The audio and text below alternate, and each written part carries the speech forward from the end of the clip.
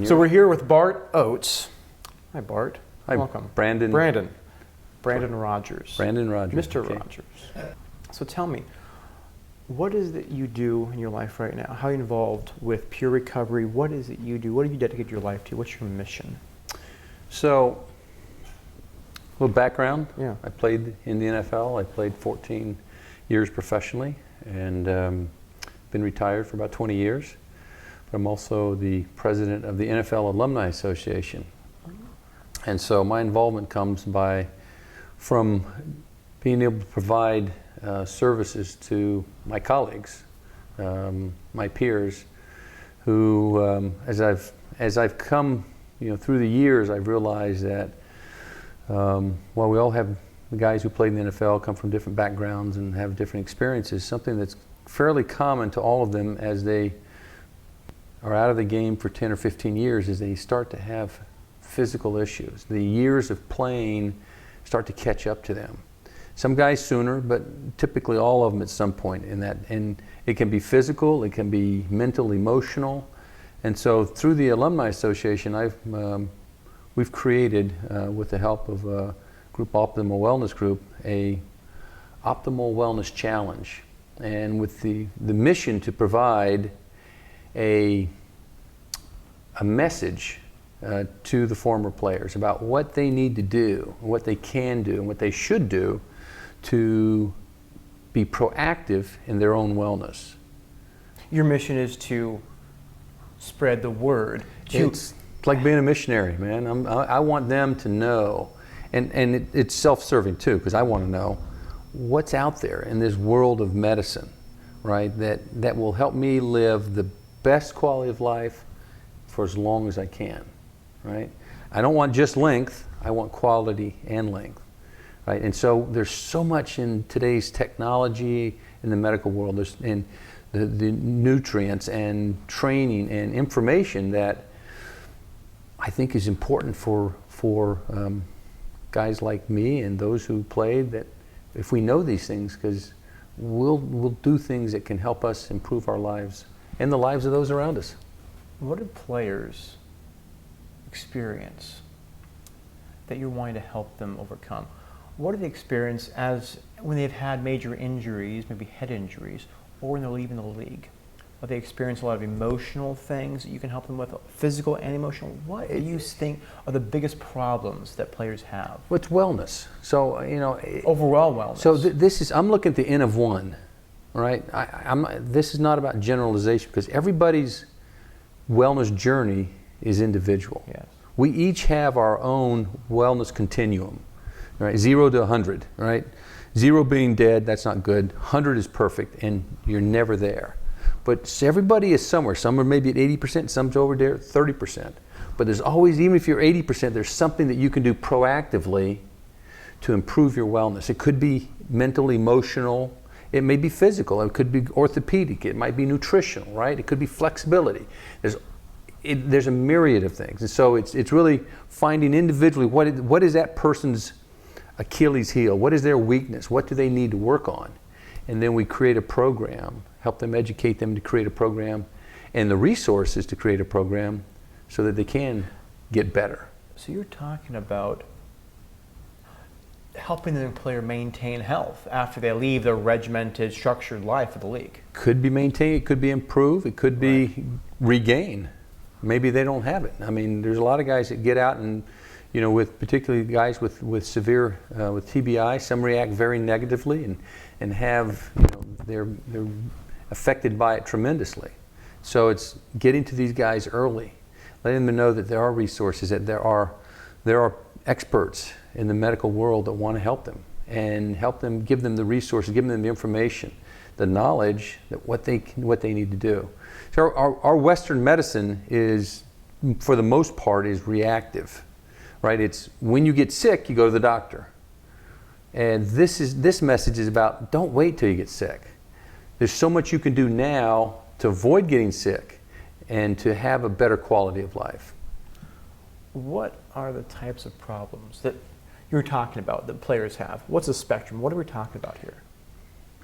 Well, Right. So it's all everything, right? There's cardiovascular issues. It could be things such as hypertension and high blood pressure and obesity resulting from obesity. It could be cancer related. It might be mood swings or thoughts, depression. Could orthopedic arthritis. I mean, the list goes on and on. It's no different than, football players' issues, health issues are no different than the population as a whole. Same issues. It's just maybe they're a little different. Magnified, of course. Sometimes magnified, particularly the orthopedic ones, right? I mean, I've got arthritis, I've got joint issues, but, a lot of people do. Of course. So we're talking about head injuries too, right? I mean, obviously that's going to be a major issue, right? It is a major issue. Okay. I don't know if it's the major issue, but it's definitely, it needs to be addressed. What's the percentage of players that you think would say have had some sort of effect from obviously playing football? 20%. Okay. And that's just a wildly unsubstantiated guess, all right? Yeah. You're asking for a number, I'm going to say 20%. Okay. I don't think it's a majority of the guys. Okay. I think most of the guys leave the game and cognitively they're okay. But I think there are, which significant minority of guys that do have issues. So it needs to be addressed. Okay, so head stuff. Head stuff. Then would you classify most other people, well, you probably would want to say psychological, right? That's probably applies to everyone. Because you're living way up here. Yeah. Then you're going to stop all that. And so that's a major issue, right? Well, I'm not sure what you mean by you living way up here. An A-level life. Okay.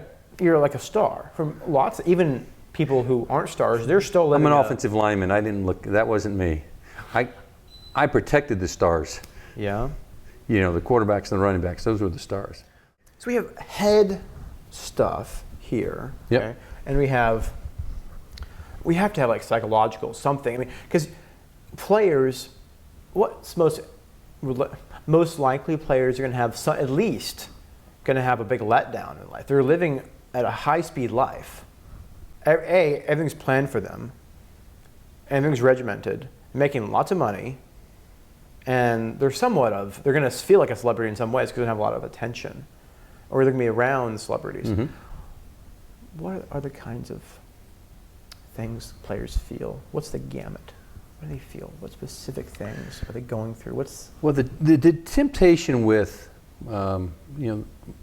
playing in the NFL is to let that lifestyle become who you are, right? And so it kind of to change you as to who you really are. To, let's say, identify yourself as I'm a football player, and that's your identity, and that's dangerous because football, NFL stands for not for long.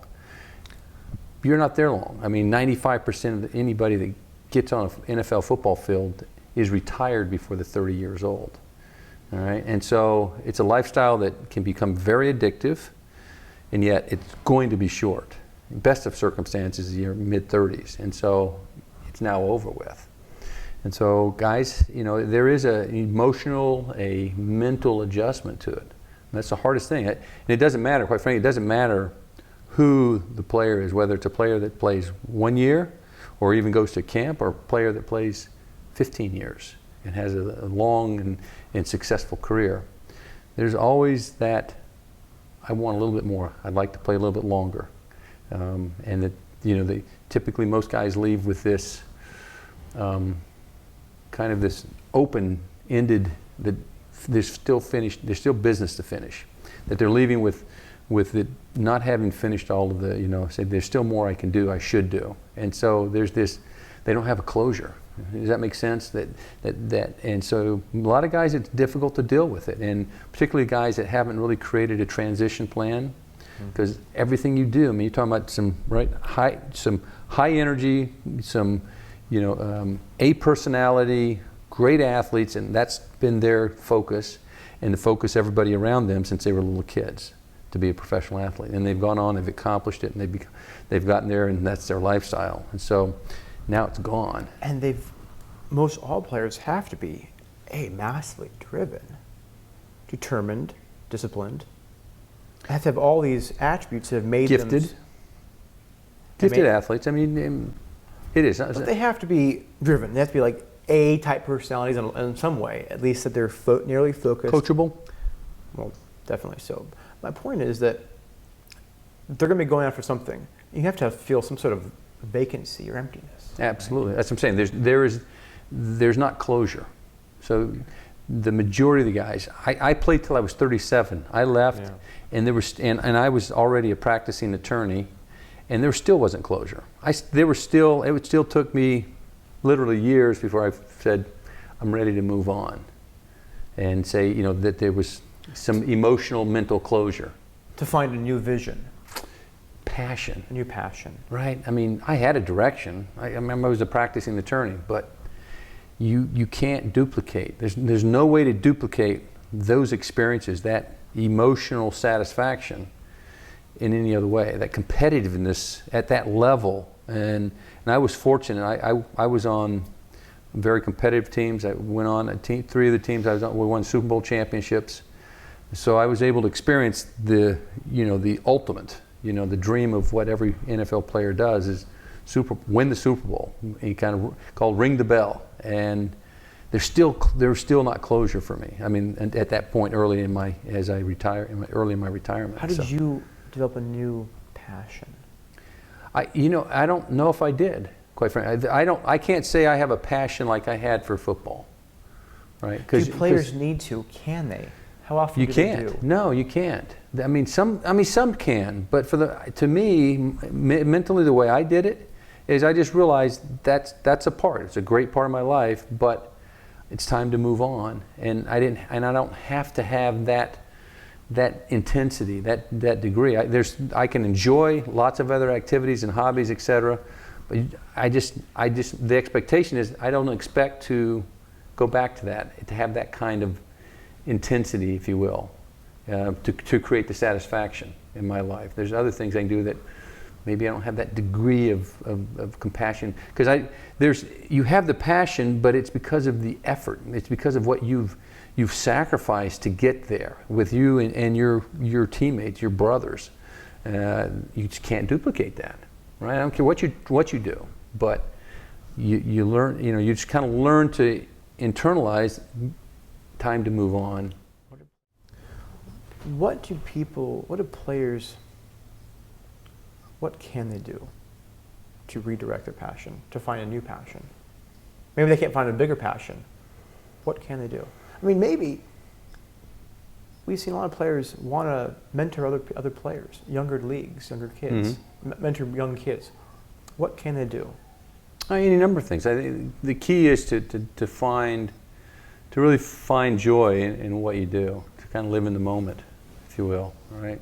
So that too much of, I know as a football player, it was like, all right, your whole mission was about getting to playoffs, making it to the Super Bowl, and just and that process, and so you do whatever it took, but you didn't quite frankly, I don't think, for me anyway, it was that not ever, but too often missed kind of the moment, and just was looking to the future.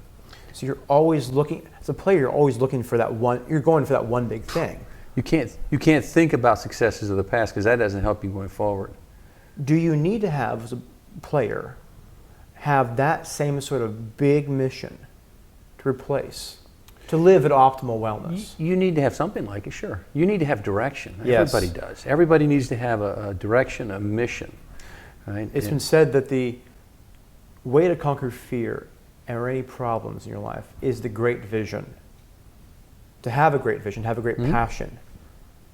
So maybe you can find that. Maybe a player can find that. Yeah. You can probably help them find that. And I don't want to imply that there's only one singular great mission that for every different person. Right, and it doesn't mean that you can't have multiple passions. Right.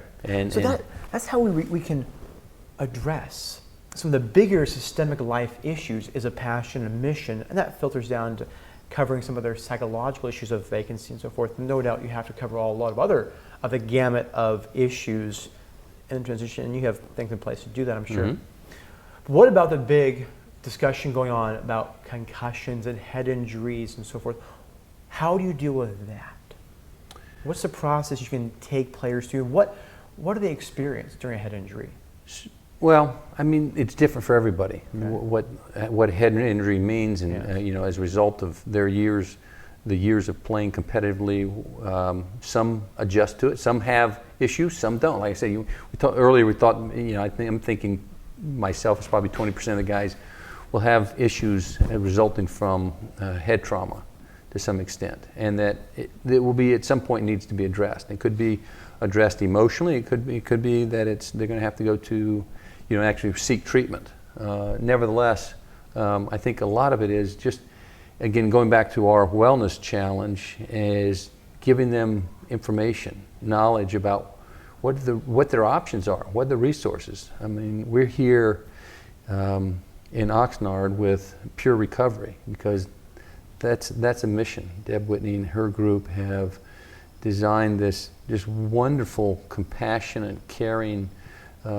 organization to help people that have these issues about recovery. And it's the same thing. It's with concussions and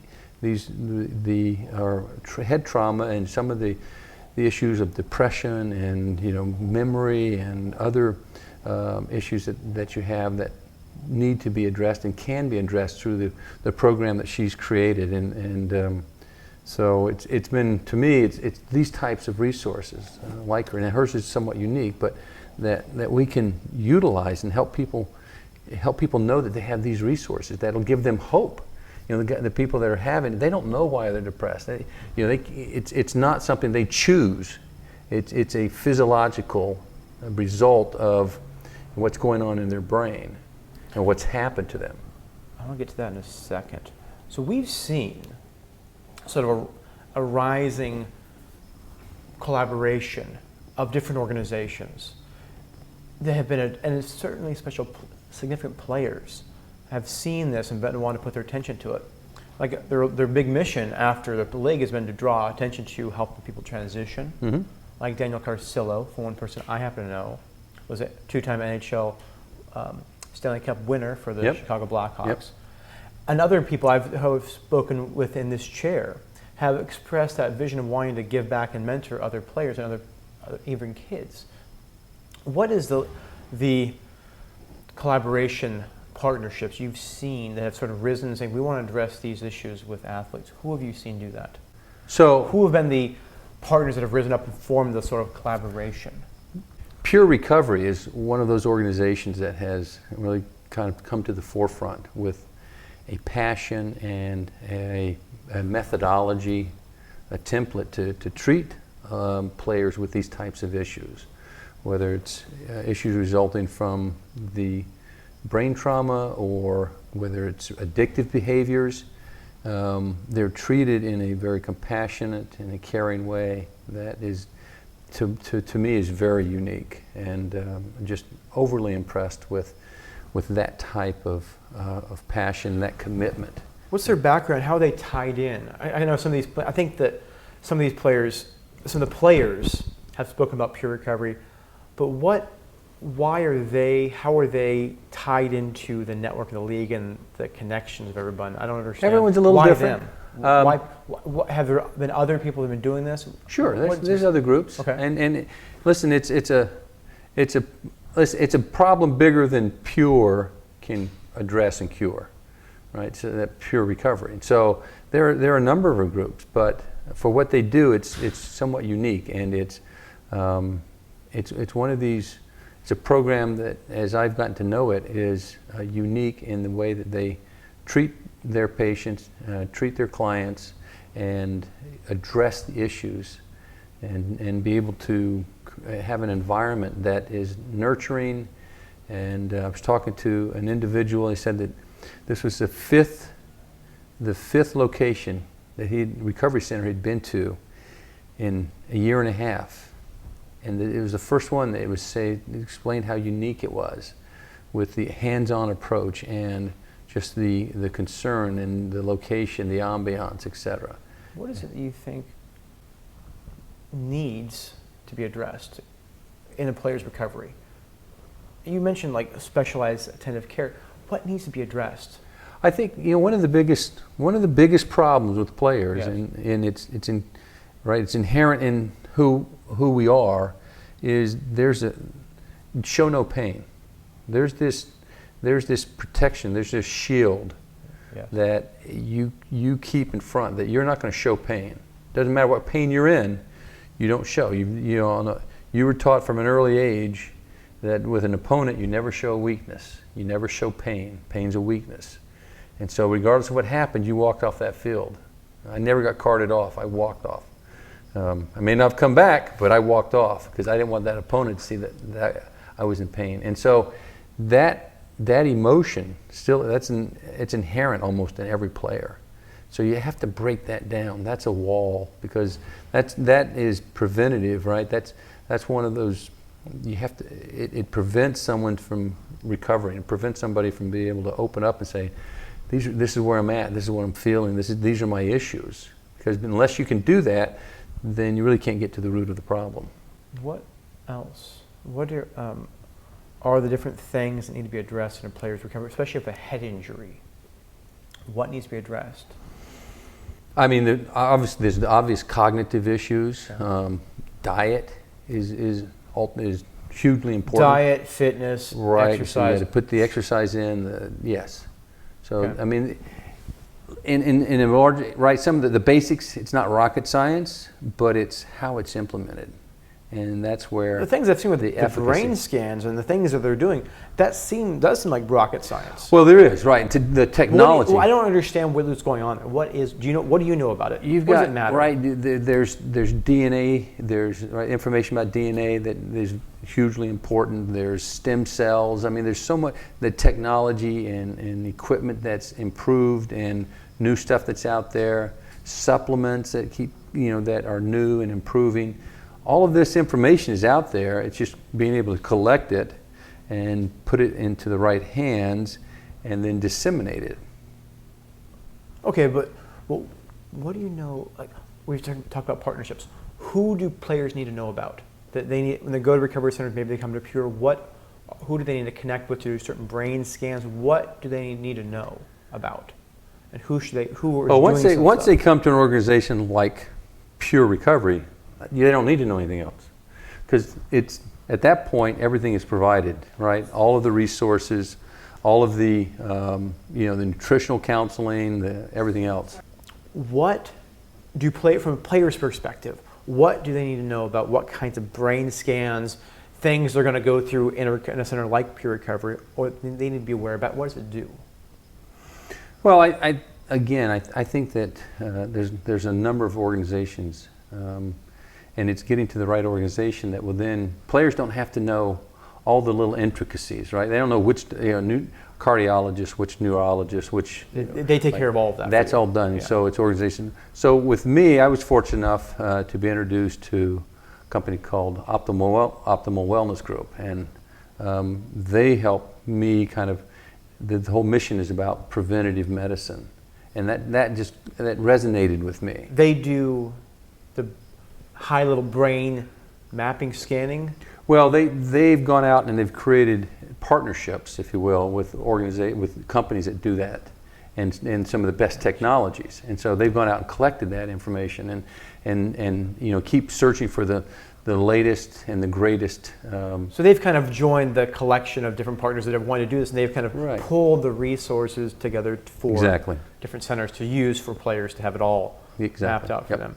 Okay, so what exactly what is the experience? What does it actually do? High level, what is the process of brain scanning and mapping and the things that Optimal Wellness you said did? Right. So as part of the brain mapping, the scanning is utilizing the technology to understand what's happened with the brain, and then actually use it as a therapeutic, rehabilitative tool, so that there's a curative effect to it as well.